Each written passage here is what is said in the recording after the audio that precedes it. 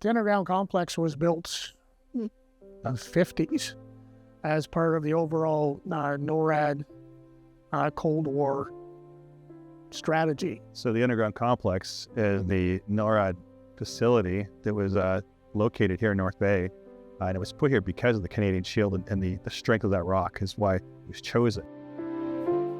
This is the late 1950s. Going back and forth across Canada, they picked North Bay because there was already an Air Force base here. They didn't have to build one. It was a crossroads of the country. Telecommunications, road, rail, you name it, were going in and out of North Bay. Most important, though, was because North Bay had granite, and granite was excellent armor against a nuclear strike. The threat in those days was from nuclear forces, either missiles or bombers.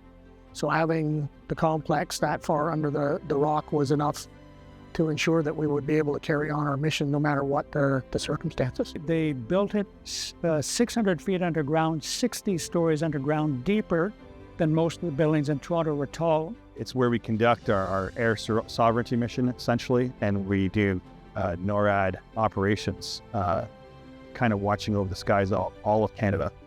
And it was really chosen there for those very specific geographical reasons. The uniqueness of it was what struck me coming in for the first time. The bus ride down was awe-inspiring as you're whipping down this granite tunnel with hardly any space on either side of the bus at a pretty good rate of speed. And then you get down and it opens up a bit and you go through the doors, big, massive steel doors. Well, if you think about it, air defense is probably one of the most important missions in the last, half century or more. That threat of possibly being attacked via the air has been growing 100 years. I was working in weapons then. In other words, I was the guy sitting at the console controlling the jet fighters.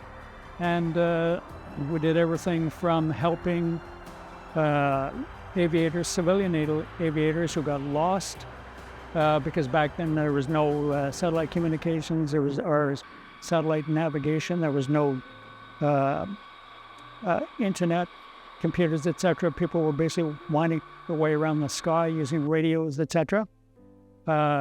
Intercept the Russians when they came to visit. When they came cruising along the coast of Canada, their bombers and their spy planes. So we do the actual tactical mission. We actually make the mission happen on a day-to-day basis. It's critical, in fact, that we do our job in order for our air sovereignty to be safeguarded.